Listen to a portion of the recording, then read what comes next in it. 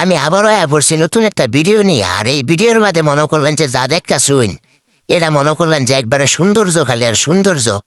আমি মনে করলেন পড়ছি মনে করলেন ভাইয়ের গাড়ি দিয়া, আর যাইতাছি মনে করলেন মেঘনা নদী হইয়া। মেঘনা নদী মনে করলেন যে দেখতে যা সুন্দর, তার থেকে বেশি সুন্দর মনে করলেন যে সরাসরি দেহা। এর লেগে মনে করলেন আর আমি বাড়িতে না দেরি করে এই যে আমার বড় ভাইয়ের লোক মনে করলেন পড়ছি। ভাই আমারে কইতেছে মেঘনা নদী নাকি অনেক সুন্দর। আমি খালি শুনছি কিন্তু কখনো যাই নাই ভাই। এর লেগে আর দেরি করছি না। আমি কই এত সুন্দর মেঘনা নদীর যে ভিউ, হ্যাঁ ছাড়লি বলে উয়ে যা ফর ইউ। তাহলে আর দেরি করে লাভ আছে? তাই আর বাড়ির মধ্যে না থেকে আমি মনে করলেন যাইয়া বললাম মেঘনা নদীতে। আর এরা হইতেছে মেঘনা নদীর উপর দিয়ে মনে করলেন যে যাইতেছি আমরা।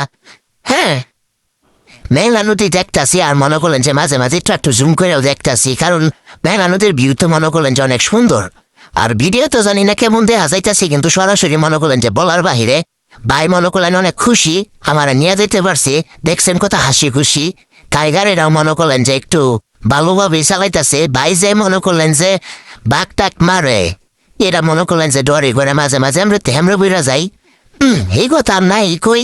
এই যে দেখতেছেন গাড়ি ঘোড়া সবকিছুই মনে করলেন যাইতেছে মেঘনা নদী হয়ে। আর মেঘনা নদীর আশেপাশের যে ভিউ দেখতে এবার তাছুইন মনে করলেন যে একের। আমি আমার জীবনের প্রথম মনে করলেন এই মেঘনা নদীতে আইসি। আর মেঘনা নদী যে পার হয়ে গেছি মনে করলেন কাছাকাছি। ঠিক আছে, যারা মনে করলেন যে সরাসরি দেখতে পারেন নাই তারা আমার ভিডিওটা দেখবেন। আর যদি মনে করেন ভিডিওটা ভালো লাগে, এই মেঘনা নদী দেখে পছন্দ হয়েছে, ভালো লাগে, তাহলে মনে করেন একটু লাইক কমেন্ট শেয়ার করে দিবেন।